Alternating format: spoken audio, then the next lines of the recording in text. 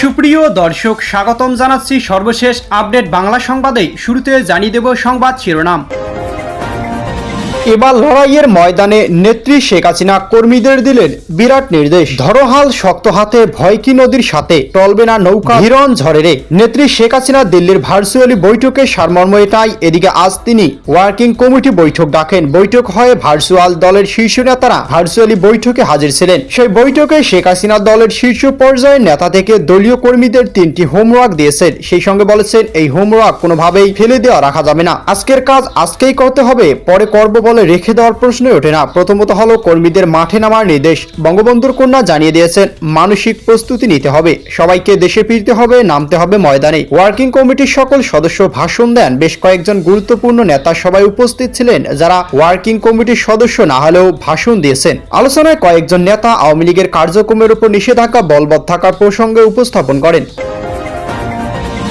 তারেক রহমান ক্ষমতাবস্থায় উঠে যাচ্ছে শেখ হাসিনার ফাঁসির নির্দেশ। আওয়ামী লীগের ভবিষ্যৎ কর্মসূচি নিয়ে আজ সকালে দলের ওয়ার্কিং কমিটি বৈঠক করেন শেখ হাসিনা। ভার্চুয়ালি তিনি বৈঠকে যোগ দেন। আওয়ামী লীগ এক প্রেসিডিয়াম সদস্যের বাড়িতে মিলিত হয়েছেন ওয়ার্কিং কমিটির সদস্যরা। বৈঠকে শেখ হাসিনা এই প্রথম নেতাদের বলেছেন মানসিক এবং অন্যান্য প্রস্তুতি নিন, এবার সবাইকে দেশে ফিরতে হবে, নামতে হবে বাংলাদেশের ময়দানে। বৈঠকে নেতারা দেশের পরিস্থিতি নেত্রীর সামনে তুলে ধরেন। এবার সবাইকে দেশে ফিরতে হবে, নামতে হবে দেশের ময়দানে। ক্ষমতা না পেয়ে বাংলাদেশকে অশান্ত করছে জামাত। অনেক টালমাটালের পর বাংলাদেশে ফিরছে স্বাধীন সরকার। বিএনপির পক্ষ থেকে বাংলাদেশের প্রথম পুরুষ প্রধানমন্ত্রী হয়েছেন তারেক রহমান। বাংলাদেশে তাণ্ডব শুরু করে দিয়েছে ভারত বিদ্বেষী পাকিস্তান প্রেমী জামাত শিবির। এদিকে জামায়াতে ইসলাম এনসিপি দেশকে অশান্ত করার ছক চিন্তার ভাঁজ তারেক রহমানের কপালে। সামাজিক যোগাযোগ মাধ্যমে একটি ভিডিও ভাইরাল হয়েছে। নিউজ 24 মিডিয়া এই ভিডিও সত্যতা যাচাই করেনি। সেই ভিডিওতে দেখা গিয়েছে বরিশাল অডিশনাল চিফ মেট্রোপলিটন ম্যাজিস্ট্রেটের এজলাসের ভিতরে একটি ঘটনা। এই ভিডিও এখন সোশ্যাল মিডিয়ায় ভাইরাল হওয়ার ভিডিওতে দেখা গিয়েছে টেবিল উল্টে দেওয়া হয়েছে।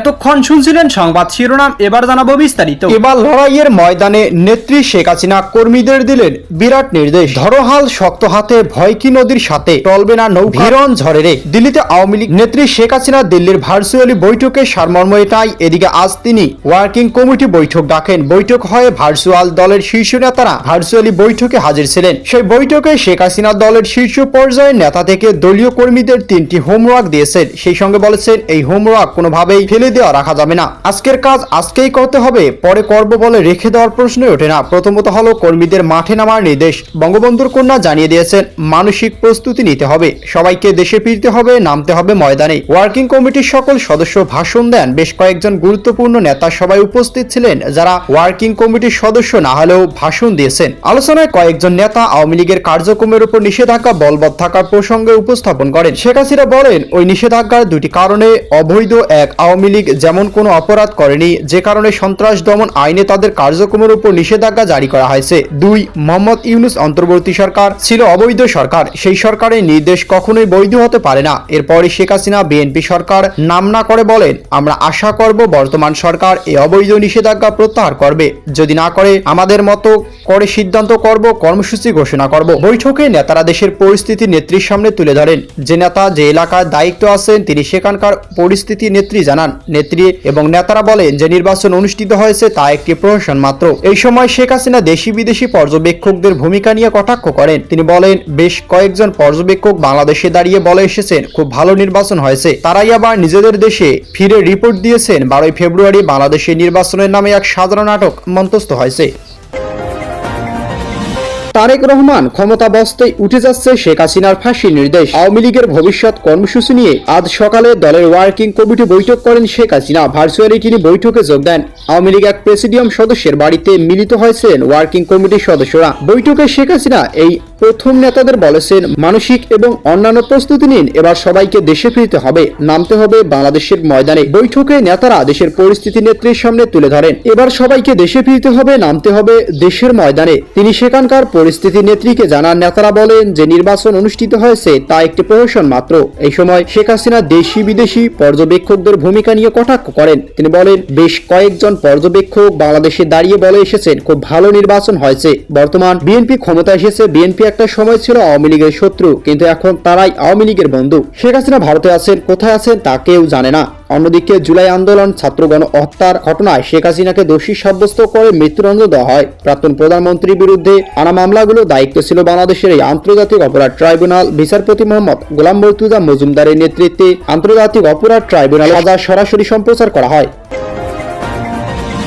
ক্ষমতা না পেয়ে বাংলাদেশকে অশান্ত করছে জামাত। অনেক টালমাটালের পর বাংলাদেশে ফিরছে স্বাধীন সরকার। বিএনপির পক্ষ থেকে বাংলাদেশের প্রথম পুরুষ প্রধানমন্ত্রী হয়েছেন তারেক রহমান। আর এতেই বাংলাদেশে তাণ্ডব শুরু করে দিয়েছে ভারত বিদ্বেষী পাকিস্তান প্রেমী জামাত শিবির। কথায় আছে, গায়ে মানে না আপনি মরণ। আজ সেই অবস্থা হয়েছে বাংলাদেশের জামাতের। জনগণ দ্বারা প্রতিষ্ঠিত সরকার গঠন করতে না পেরে জুলাই জঙ্গিদের নিয়ে আবারও বাংলাদেশকে অশান্ত করার কলকাঠি নাড়ছে জামাত ইসলাম। কলকাঠি নাড়ছে জামাত ইসলাম। সরকার গঠন করছে শাসক দল বিএনপি আর বিরোধী দল জামাতে ইসলাম, কিন্তু তারপরও শান্তি ফিরেনি বাংলাদেশে। সেই রকম অশান্তির ছবি সোশ্যাল মিডিয়া ভাইরাল হয়েছে। বাংলাদেশের সব থেকে বড় বিশ্ববিদ্যালয় ঢাকা বিশ্ববিদ্যালয়, সেই বিশ্ববিদ্যালয়ের সামনেই পোশাকের কারণে হেনস্থা করা হলো 2 তরুণীকে। কাঠগড়ায় জামাতের স্মরণ সমর্থকরা। সেই ছবি দ্রুত সোশ্যাল মিডিয়ায় ভাইরাল হয়েছে।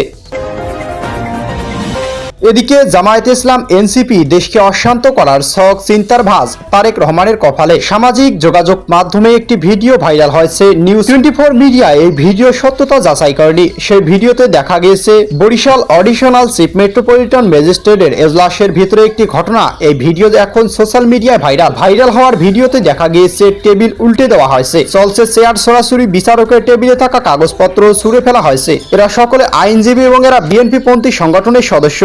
তাদের মূল বক্তব্য, কেন আওয়ামী লীগ কর্মীদের জামিন দেওয়া হয়েছে এই দাবি তুলেছে এজলাসের ভেতরে ঢুকে তাণ্ডব চালায়। পাশাপাশি আরো একটি ঘটনা নজরে এসেছে, সেটা হলো রাজশাহী রেঞ্জের ডিআইজি মোহাম্মদ শাহজাহান একটি লিখিত নির্দেশিকা জারি করেছেন। নির্দেশিকায় বলা হচ্ছে, ফ্যাসিস্টরা জামিন পেয়ে দলীয় কাজে সক্রিয় হলে তাদেরকে পুনরায় গ্রেফতার করতে শোন অ্যারেস্ট দেখানো হবে। এই ফ্যাসিস্ট বলতে আওয়ামী লীগকেই বোঝানো হয়েছে বলে মনে করছেন রাজনৈতিক বিশ্লেষকরা।